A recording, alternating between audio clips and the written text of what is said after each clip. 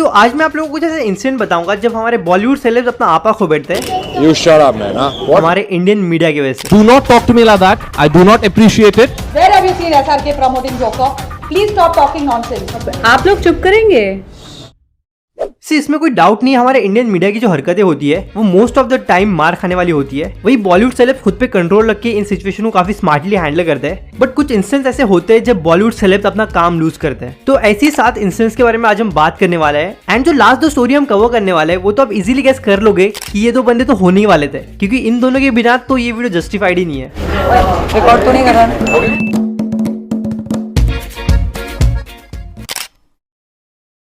ये 2014 की बात है जब टाइम्स ऑफ इंडिया के एक आर्टिकल को देखकर दीपिका पादुकोण काफी डिसअपॉइंटेड थी। बेसिकली टाइम्स ऑफ इंडिया ने अपने वेबसाइट पर एक आर्टिकल शेयर किया था जिसमें दीपिका पादुकोण की अपर एंगल से खिंची हुई फोटो थी एंड उसका हेडलाइन था OMG Deepika Padukone cleavage show. तो इस आर्टिकल को देख के दीपिका पादुकोण को डेफिनेटली काफी डिसगस्टेड फील हुआ एंड इसी पे रिएक्ट करते हुए दीपिका पादुकोण ने 2 ट्वीट शेयर किए थे। Supposedly India's leading newspaper and this is news. And दूसरा ट्वीट था Yes, I am a woman. I have breasts and a cleavage. You got a problem? So फिर दीपिका के इन ट्वीट्स के बाद बॉलीवुड के कई personalities and social media users Deepika के support में आए एंड फिर ये चीज कंट्रोवर्शियल बन गई बिकॉज टाइम्स ऑफ इंडिया कोई रैंडम न्यूज प्रोवाइडिंग वेबसाइट नहीं है बल्कि main stream news and media network है। एंड ये पूरा इंसिडेंट टेक प्लेस कर रहा था फाइंडिंग फनी मूवी के प्रमोशंस के दौरान। सो फिर एक प्रेस मीट के दौरान एक फीमेल जर्नलिस्ट इसी कंट्रोवर्सी के रिगार्डिंग दीपिका पादुकोण से कहती है कि आपको इतनी छोटी सी चीज के लिए इतना रिएक्ट नहीं करना चाहिए था।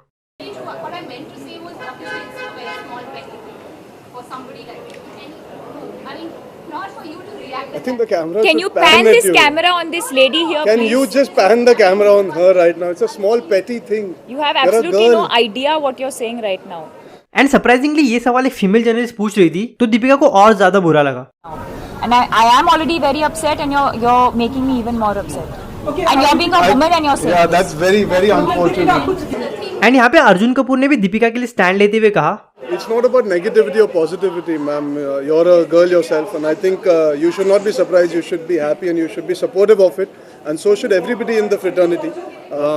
It's unfortunate what has happened, and I'm very happy and very proud of her that she's taken a stand, and we're all with her. तो अगर हम इस चीज को एनालाइज करने की कोशिश करें कि वो फीमेल जर्नलिस्ट किस माइंडसेट से इस क्वेश्चन को पूछ रही है तो इसका आंसर काफी सिंपल है। बेसिकली ऐसे आर्टिकल कई सारे हैं इंटरनेट पर, so this was not the first one जहाँ पे फीमेल एक्ट्रेस की अपर एंगल या फिर उल्टे सीधे एंगल्स से फोटोज या फिर वीडियोस बनाकर अपलोड की गई है एंड काफी सारे ऐसे एडिटेड फोटो भी है जो कि काफी वल्गर है। सो इस टाइप के जितने भी आर्टिकल्स एंड फोटोज है वो सारे के सारे कंट्रोवर्शियल क्यों नहीं बने, क्योंकि उस पर किसी भी मेन स्ट्रीम पर्सनैलिटी ने रिएक्ट नहीं किया। जिसका एक रिसेंट एग्जांपल है जब रश्मिका मंदाना का डीपफेक वाला वीडियो वायरल हो रहा था। वो वीडियो 2-3 दिन से वायरल हो रहा था सोशल मीडिया पर, बट जब तक अमिताभ बच्चन ने उस पर रिएक्ट नहीं किया था it was just another social media content. In the same way अगर रफ्तार ने एमिवे बंटाई के डिस्क का रिप्लाई नहीं किया होता तो आज एमिवे बंटाई की स्टोरी भी कुछ और होती। तो उस फीमेल जर्नलिस्ट का भी यही पर्सपेक्टिव रहा होगा कि ऐसे तो कई सारे आर्टिकल्स पब्लिश होते ही रहता है तो आपने इसी पे क्यों रिएक्ट किया, आपके लिए तो ये छोटी सी बात होगी। बट एट द एंड ये दीपिका का चॉइस था कि उसे रिएक्ट करना है या फिर नहीं, क्योंकि आर्टिकल तो दीपिका पादुकोण के ऊपर ही था। एंड इस पूरे कंट्रोवर्सी के ऊपर अपने डिफेंस में टाइम्स ऑफ इंडिया ने एक और आर्टिकल शेयर किया था एंड उसके अंदर उन्होंने दीपिका के बिहेवियर को हिपोक्रेसी कहा है because actress magazine and movie scenes के लिए काफी bold and revealing scenes shoot करते हैं एंड उन्हें जब हॉट सेक्सी एंड ग्लैमरस का कॉम्प्लीमेंट मिलता है तो उसे काफी अप्रिशिएट करते हैं। सो आप लोगों को क्या लगता है दीपिका का ये बिहेवियर हिपोक्रेसी था या फिर नहीं? एंड मैं ये भी ऐड करना चाहूंगा कि आर्टिकल का जो प्रेजेंटेशन था वो सही नहीं था because it is also a matter of concern कि वो पर्सन कंफर्टेबल है या फिर नहीं, बिकॉज मूवीज एंड मैगजीन के लिए उन एक्टर्स एंड एक्ट्रेसेस की परमिशन होती है एंड उसके पैसे भी मिलते हैं। ये 2012 की बात है जब एक इवेंट के दौरान मीडिया पर्सन ने रवीना टंडन से फोटो के लिए पोस्ट करने के लिए कहा तो रवीना ने उन्हें साफ साफ मना कर दिया। ये मैं फोटोग्राफ नहीं दूंगी, नहीं चलो बिकॉज तुम लोग कहीं भी दे देते हो। तो ऐसा रवीना ने एक प्रीवियस इंसिडेंट की वजह से कहा क्योंकि वो अपने एक शूट पर थी एंड वहाँ पे वो अपने शूट के कॉस्ट्यूम में थी तो वहाँ पे मीडिया के लोग आए थे एंड उन्होंने रवीना की फोटो क्लिक किए। सो अब एक लीडिंग न्यूज़पेपर ने इसी फोटो को अपने न्यूज़पेपर में पब्लिश किया एंड वहाँ पे वो रवीना के ड्रेसिंग सेंस को क्रिटिसाइज कर रहे थे। I mean, are you all crazy? I can't wear a ghagra choli which I'm shooting like a gaon wali, go to an event. Dress like that. They said, what is wrong with her dressing sense? Was that on location? I was, yeah, on location. The full press was there. Everyone was there. So now I've stopped. If I'm in a costume, I'm not comfortable. I will not keep. सो सो देखा है तो रवीना टंडन ने उस news article पे react नहीं किया, but यहाँ पे जब उन्हें मौका मिला अपने लिए स्टैंड लेने का तो उन्होंने फोटो देने से मना कर दिया ताकि वो सेम इंसिडेंट वापस रिपीट ना हो। और मीडिया विल भी मीडिया का अंदाजा हमें इसी वीडियो से पता चलता है। It's become too much. Freedom of press करके सबकी माँ बहन करते हैं ना, रिकॉर्ड तो नहीं कर रहा। सो इन्होंने सिर्फ वीडियो को रिकॉर्ड ही नहीं किया बल्कि पब्लिश भी किया है। ये ईयर 2017 की बात है जब ऐश्वर्या अपनी डॉटर आराध्या के साथ डे ऑफ स्माइल सेलिब्रेट कर रही थी स्माइल ट्रेन एनजीओ के साथ। एंड ऐश्वर्या के जो फादर थे वो स्माइल ट्रेन ग्रुप के मेंबर थे। सो ये 2017 में ही ऐश्वर्या के फादर की डेथ हुई थी एंड यहाँ पे ऐश्वर्या अपने फादर के बर्थ एनिवर्सरी को सेलिब्रेट करने आई थी और मीडिया इस इवेंट को कैप्चर करने आई थी। एंड मीडिया बीइंग मीडिया वो अपनी हरकतों से बाज नहीं आई और वो लोग काफी शोर कर रहे थे। सो वहाँ पे जैसे छोटे छोटे बच्चे भी थे, इस वजह से ऐश्वर्या उन्हें शांत होने के लिए कहती है।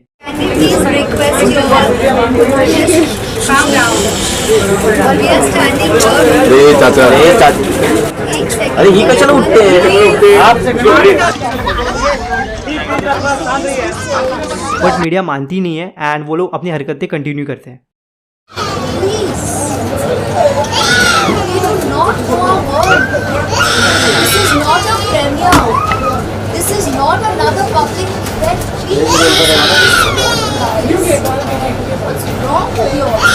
एंड हम लोग क्लियरली देख सकते हैं कि ऐश्वर्या राय की आंखों में आंसू है। सकते हैं कि ऐश्वर्या राय को कितना बुरा लग रहा होगा उस मोमेंट में। सो ये एक और क्लासिक एग्जांपल है hashtag media will be media movement का।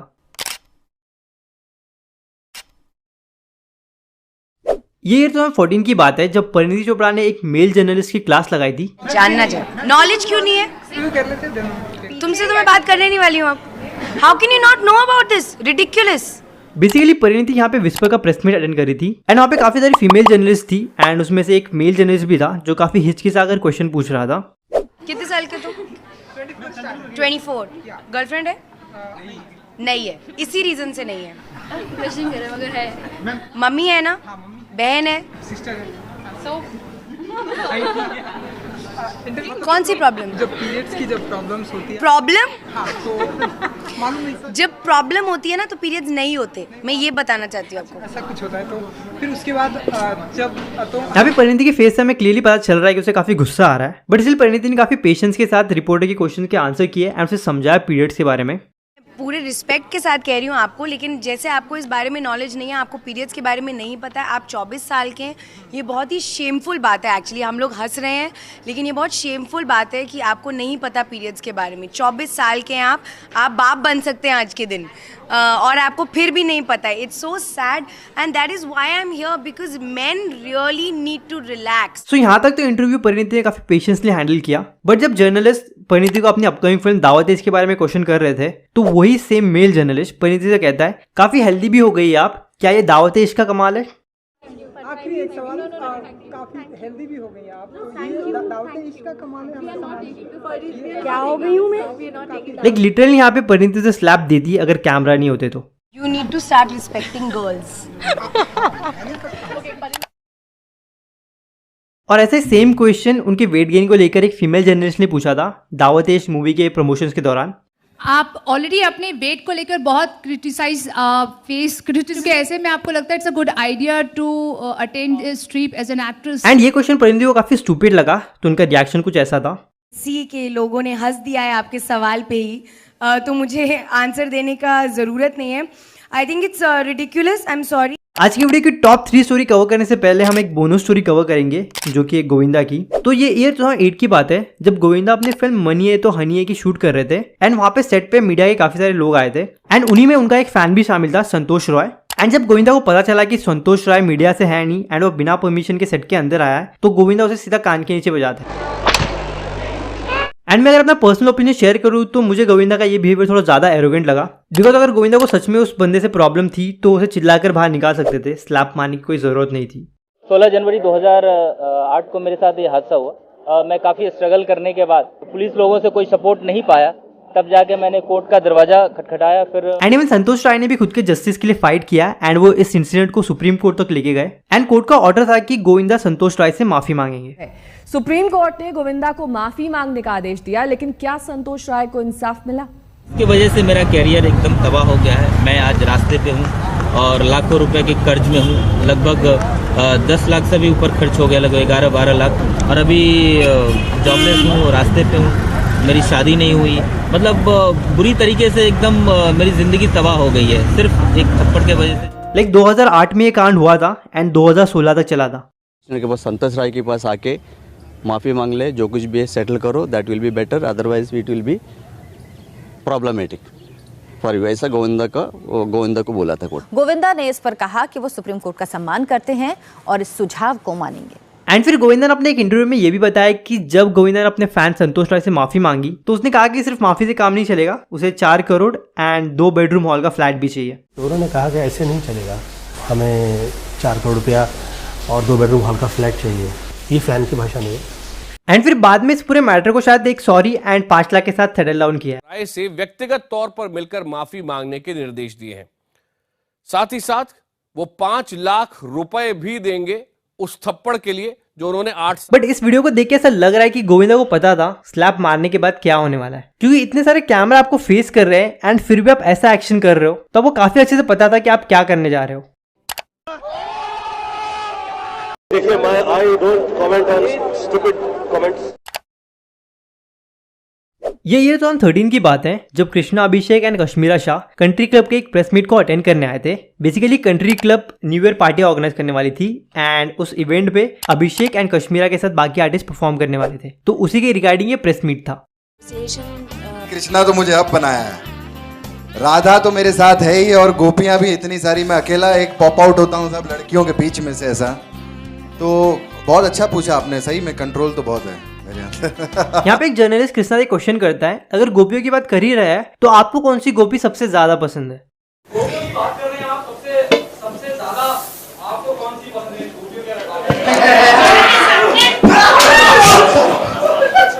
एंड ये था कश्मीरा शाह का इमीडिएट रिएक्शन इस क्वेश्चन पर। फिर भी यहाँ पे इस चीज को फन वे में लिया गया, बट फिर से वही जर्नलिस्ट कृष्णा से कहता है, मैं नोटिस कर रहा हूँ आप अपने आप को वाकई काफी कंट्रोल में रखते हो। मैं नोटिस कर रहा हूं आपको वाकई में कंट्रोल कर रहे हैं, क्योंकि माहौल भी ऐसे। चलो मैंने सो कृष्णा ने तो इस चीज को लाइट ह्यूमर में ही निकाला, बट कश्मीरा शाह इससे ऑफेंड हो गई।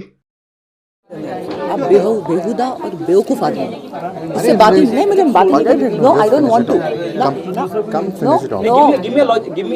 Shut up. What did you ask? What did you ask? No, that was very freaking stupid. You are asking him who he likes better than me? Are you stupid? Are you stupid? No, I am not. And ना होने के बाद भी वो journalist Kashmira से argue कर रहा है, खुद को डिफेंड करते हुए कि मैंने तो डिसेंट क्वेश्चन ही पूछा है। This is a wrong question. This is a wrong question. This is not the way to behave. Shut up. This is not the kind of question you ask somebody. No, you can't. It's a very stupid question. You can't behave like that. Well, I am. Like you behave, I'm behaving. No. I asked a decent question. That was not a decent question. It was an indecent. तो कृष्णा ने कश्मीरा को calm down करने की कोशिश की। No, I'm talking to him. No comment. What is there to finish? This is a question to ask.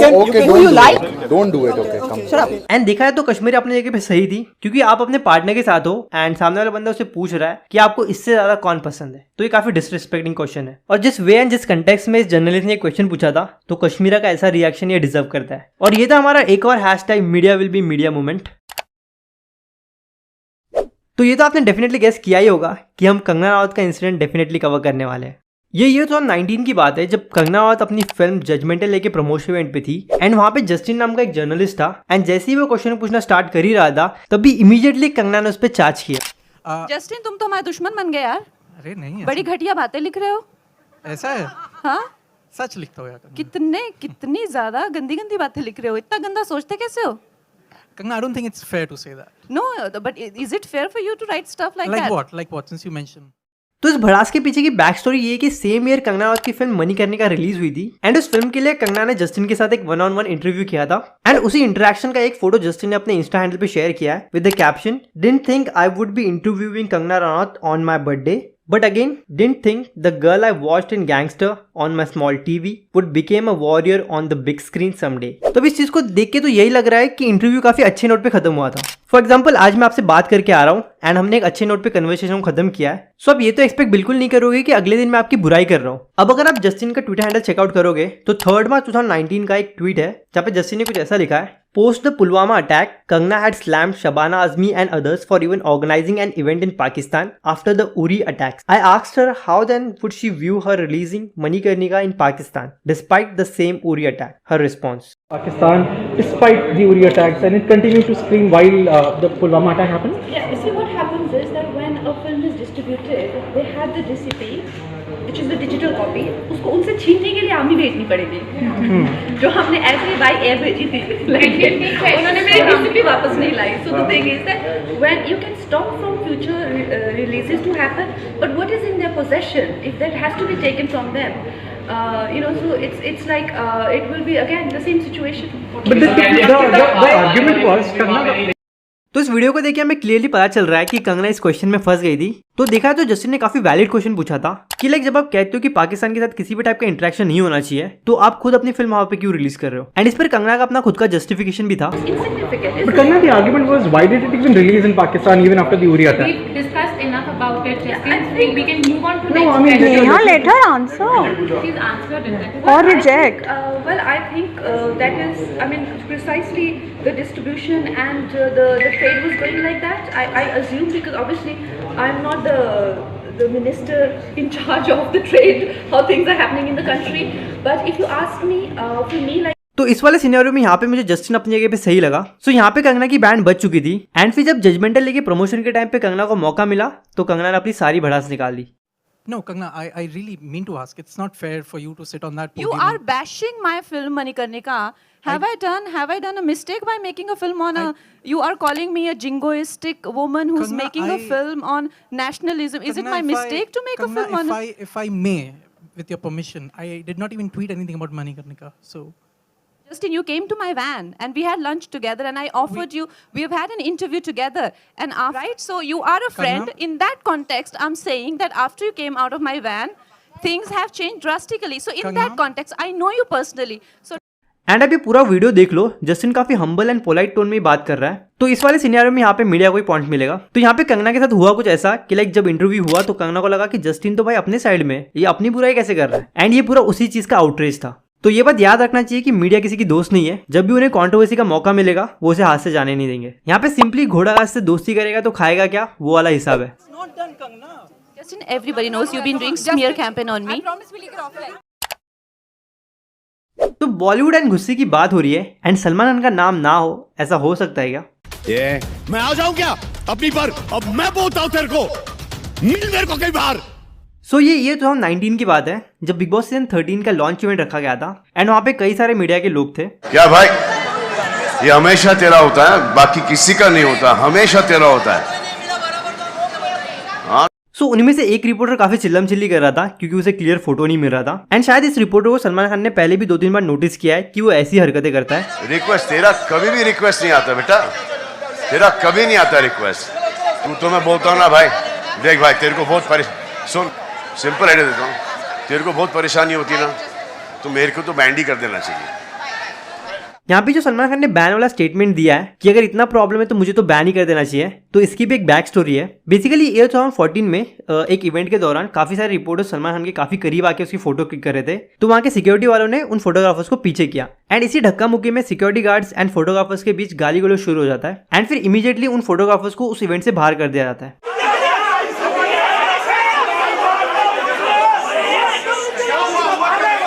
बाहर जाना है बाहर चले जाओ, जिसको रह जाना है रह जाओ. यहाँ पर गाली गलौज वगैरह नहीं चलेगा यहाँ पर, समझे?